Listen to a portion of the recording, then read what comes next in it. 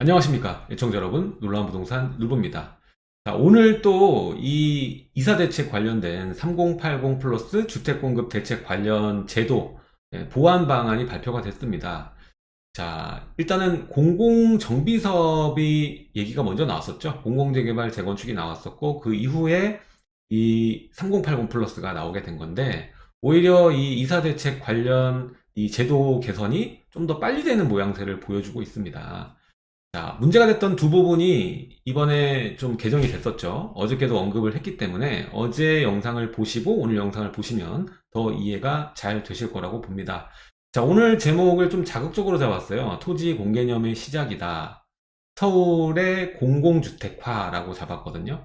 일단 이런 공공주도의 사업들의 공통점이 이런 사업성을 개선해주고 그 개선된 그 사업성의 그 일부분을 공공임대나 공공분양으로 돌리겠다라는 거거든요. 그러니까 공공물량을 늘리겠다. 아주 간단하게 말하자면 그렇습니다. 그래서 이 그 공공주도 사업지, 후보지 발표가 엄청 많이 됐죠. 예, 엄청 많이 됐는데 그 과정에서 이 후보지가 예비지구로 지정되기 위해선 해당 지역에 10%의 주민 동의가 필요합니다. 그럼 지구 지정이 되거든요.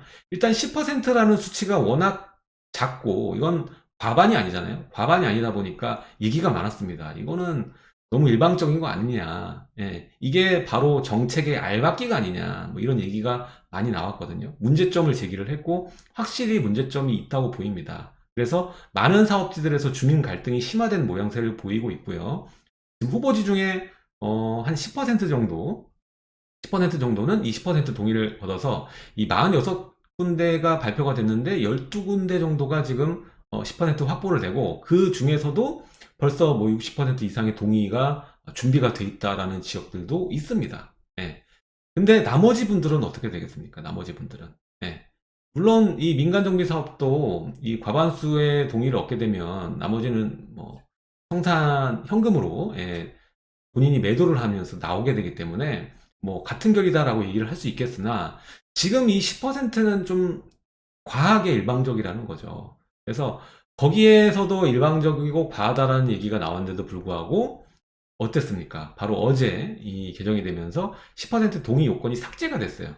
예, 삭제가 됐고 이것을 어떻게 볼 것이냐, 그냥 후보지로 무조건 보고 예비지구로 지정할 것이냐라고 물었을 때 좀 답변이 애매모호했다라고 볼 수가 있겠는데, 이미 이제 후보지 선정이 되고 예비지구 지정이 될 때는 주민의 그 의사를 충분히 확인하는 장치를 하겠다라고 얘기를 합니다. 그래서 이걸 제도화가 아닌 그런 방식으로 충분히 그 의사를 확인하고 하겠다 정도로 그냥 넘어가는 형태로 보이고 있습니다. 그래서 이렇게 되면은 결과론적으로 보면 후보지 발표를 여러 군데 했을 때 예비지구 지정이 좀 더 간소화되고 빠르게 진행될 수 있다는 장점을 가지게 됩니다. 그래서 사업의 속도가 굉장히 빠른 것처럼 보여질 수 있다는 것이죠. 자, 이렇게 되면 예비지구가 굉장히 많아질 겁니다. 본지구 지정까지의 동의율 67%, 66.66%, 67%죠. 3분의 2 동의니까. 자, 그렇게 나오는 자리가 많이 없더라도 예비지구는 굉장히 많아질 수 있습니다. 자, 지금 우리가 지난 5월 6일부터 3080 플러스까지 이 발표한 지역들 정말 많죠. 보면은, 2월 4일 이후, 2월 4일만 기점으로 봤을 때 3080 플러스만 볼게요. 그랬을 때도 총 120곳, 11만 호에 달하는 규모의 사업 후보지를 선정하고 또 동의서 진구, 사전 준비 절차를 지금 시행하고 있다. 이렇게 얘기를 하고 있습니다. 자, 근데 이게 102곳이 아니라 이렇게 되면은 정말 많이 할 수 있거든요. 그리고 3분의 2 동의 요건을 채우는 지역도 반드시 나올 수 있습니다. 나올 수 있습니다. 근데 그것만이 다가 아니라는 것을 여러분들이 좀 아셔야 된다는 거예요. 일단은 근데 초반에 이 걸림돌들은 다 제거가 지금 돼가고 있는 중입니다. 그래서 많은 지역들이 발표가 될 거고 많은 지역이 예비 지구로 지정이 될 것이다. 이게 중요한 부분인 것 같습니다. 자, 그래서 오늘 보완 방안을 보면 또 거기서 걸림돌이 될 수 있는 부분들을 또 보완을 하는 모양새를 보여주고 있거든요. 자, 일단은 이 공공주도 사업들의 그 단점으로 일컬어져 왔던 건 뭐냐면, 민간정비 사업의 경우에는 어차피 조합에게 그 신탁을 하는 겁니다. 개인 토지주들이 신탁을 하는 방식이기 때문에 뭐 소유권 이전이나 뭐 이런 것들이 없는데, 이 공공주도 사업의 경우에는 이 사업 시행자에게 토지를 넘기는 겁니다. 땅을 넘기는 거거든요. 근데 이번에 3080 플러스가 굉장히 빨리 진행되고 있는데, 여기에 케이스의 경우에도 결국에는 어, 시행자에게 토지를 넘깁니다. 예, 토지를 넘깁니다. 근데 여기에서 얘기가 나왔던 문제점들이 뭐냐면, 그렇게 되면은 사업 시행자 입장에서는 취득을 하기 때문에 취득세를 내야 되는 거고, 또 종합부동산세도 또 사업이 진행됨에 따라 내야 된다. 뭐 이런 것들이 문제가 될 수 있기 때문에 걸림돌이다라는 얘기가 나왔었거든요. 근데 이번에 그거를 제거를 하는 이 보완 방안을 발표를 한 겁니다. 자, 오늘 보도 자료를 보시면서 함께 얘기를 하겠습니다. 자, 우리가 공공의 그 3080 플러스 얘기 나왔던 거예요. 사업 속도를 빠르게 하기 위해서 이 공공주도 패스트트랙 이 도입, 이게 신규 도입이죠. 한 번도 이렇게 해본 적이 없는 건데 가고 있는 거예요. 자, 이게 문제가 될 수 있는 건 뭐냐? 땅을 넘기는 거죠, 땅을. 예. 3080 주택 공급에서는 토지주 3분의 2 이상 동의하면 공기업이 시행자가 돼서 직접 부지 확보를 함으로써 사업 속도를 높이는 방식을 신규 도입했다.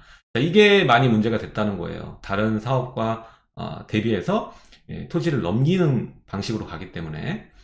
자, 근데 이 방식은 구역 내 토지 소유자가 조합을 결성해서 정비사업을 추진하는 민간 방식과 달리, 원래는 이제 토지주가 조합에 신탁을 하죠. 근데 토지주와 공기업 사이에 소유권 이전이 발생합니다. 자, 그러면서 여기에 대해서 얘기가 많이 나왔죠. 그러면은 취득세, 그리고 종부세, 이건 어떻게 되느냐, 이런 문제가 발생을 했죠. 그래서 이것을 이번에 보완을 하게 된다라는 것이죠. 따라서 신규 방식, 새로운 이 가보지 않은 길을 갈 때 소유권 이전으로 인해 추가적인 세부담이 발생하지 않도록, 시행자가 부담이 될 수 있잖아요. 그러면은 아무도 안 하려고 할 것 같으니까 시행자, 그리고 토지주에 대한 취득세, 종부세 부담을 완화한다.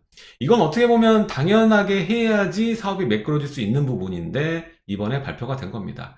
애초에 초반부터 이게 이사 대책에 나왔어야 되는 부분이라는 거죠. 이게 얼마나 급작스럽게 나왔고 빠르게 임기응변 방식으로 발표가 됐는지 여실히 보여주는 대목입니다. 이런 준비가 안 되어 있고 들어가다 보니까 문제점으로 지적이 되는 부분들이 추후에 보완되어 나가는 상황이다라는 거예요. 네. 후보지도 지금 뭐 1차, 2차, 3차, 4차 몇 차까지 할지 모르겠어요. 한 40차 나오려나? 자, 오늘 제가 제목을 좀 자극적으로 잡았습니다. 토지 공개념까지 제가 들어갔거든요. 하지만 이게 어떻게 보면 개인 토지주들, 서울 내부에 있는 토지주들의 이 지분을 가지고, 땅의 지분을 가지고 공공주택을 양산해내는 그런 과정이 있기 때문에 토지 공개념의 일환이라고 볼 수가 있습니다. 그래서 그렇게 잡았던 거고요. 앞으로 이렇게 후보지가 계속적으로 추가적으로 발표가 되고, 그 과정에서 예비지구가 엄청 많이 발표가 되면서, 물론 끝까지 가서 완공이 돼야겠지만 그 전에도 수치상으로 봤을 때는 서울 도심 내 엄청난 공공임대 공공분양 물량을 생성해낼 수가 있습니다. 수치적으로. 그 과정에서 필요한 것은 바로 이 토지주들의 그 사업 참여도와, 그리고 시행자들이 들어올 수 있는 인센티브일 겁니다. 그 중에 문제가 될 수 있는 것들이 계속적으로 보완이 될 것이고요. 자, 그럼 여기서 공공분양, 공공임대 물량이 많아지면 좋은 거 아니냐, 그리고 토지주들도 신축 아파트 받을 수 있으니까 좋은 거 아니냐, 윈윈 전략 아니냐라고 볼 수 있습니다. 물론 이런 측면에서는 굉장히 좋은 효과를 낼 수 있습니다. 다만 문제가 뭐냐면, 이 수많은 후보지들이 발표가 되고 예비지구로 지정이 되면서 상당 기간 동안의 기간의 이익, 아파트까지 개발이 되지 않으면 재산권에 대한 제한과 침해를 받을 수밖에 없는 이 과반들이 문제라는 겁니다. 지금까지 발표된 후보지들 중에서 정말 아파트까지 갈 수 있는 후보지가 많을까? 그런 생각이 듭니다.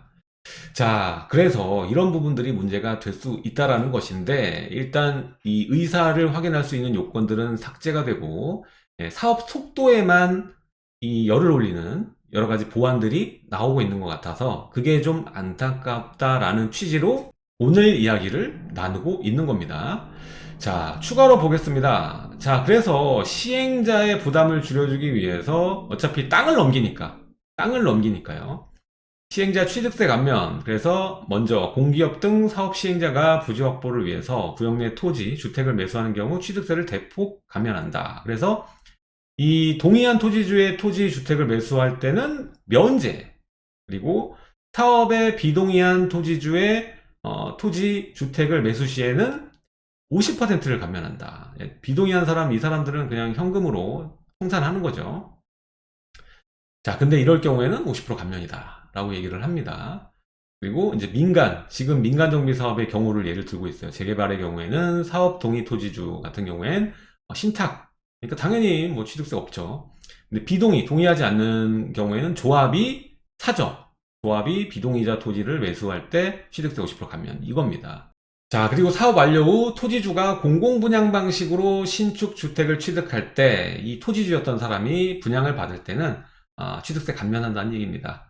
그래서 현행 세법상 분양을 통해 주택을 취득한 자는 이 1%, 12%, 이거는 지금 잘 알고 계실 거죠.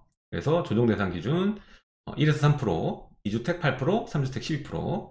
납부해야 되지만 공공주도 패스트트랙에 참여한 토지주가 공공분양을 받는 경우에는 추가 분담금의 1에서 3%만, 추가 분담금의 1에서 3%만, 그러니까 취득세를 정말 뭐 적게 부담하게 해주겠다는 거죠. 예, 그 정도만 과세하겠다라는 겁니다.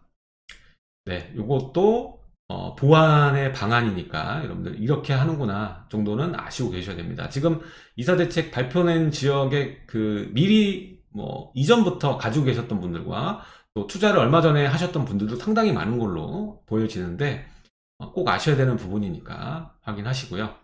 또 그리고 종부세도 문제가 됐으니까 시행자가 부지 확보를 위해 주택을 매수한 후 보유하는 기간 동안만 발생하는 주택분 종부세에 대해서도 합산 배제를 통해서 세부담을 줄여준다. 사업을 진행하는 데 세금을 없애주겠다. 네, 혜택을 주겠다라는 겁니다. 자, 여기까지 오늘 제도 보완 방안 발표 내용들의 중요 내용은 다 살펴본 겁니다.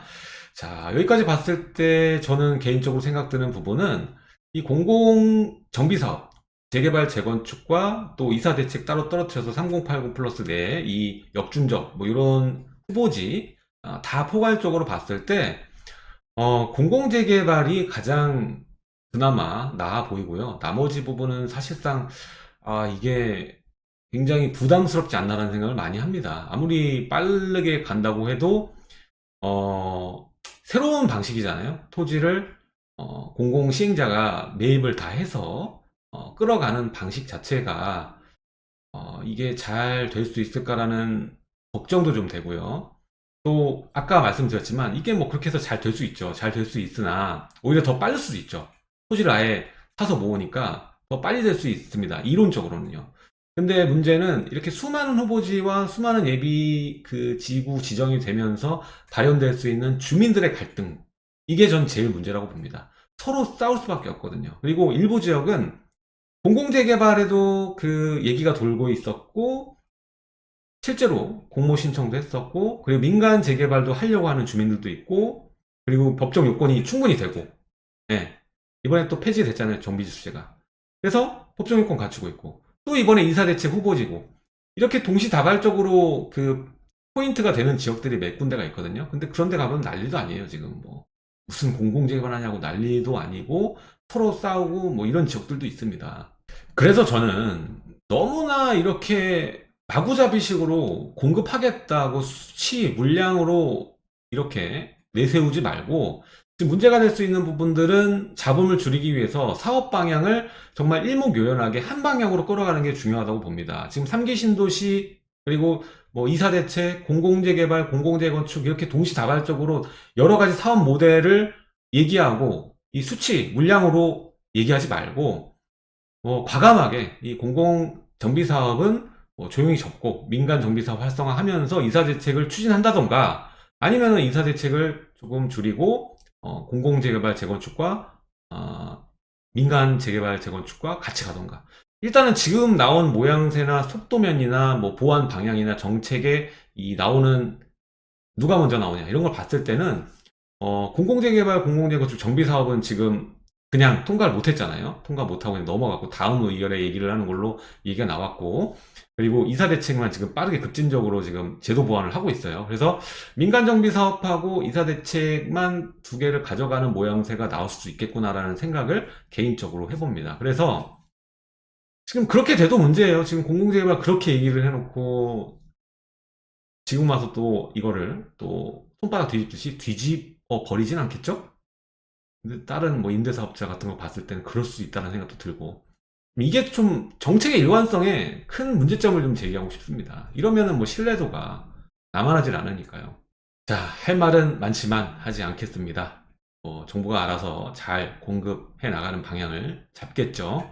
자, 오늘 내용은 여기까지 하도록 하고요. 오늘은 6월 17일 또 6월 16일 두 개의 이 보도자료가 있었는데 어제 것도 보시고 오늘 것도 보시면 좋을 것 같아요. 그래서 오늘은 3080 플러스 주택공급대책 관련 제도 보완 방안 발표 보도자료를 가지고 중요 부분 함께 살펴봤습니다.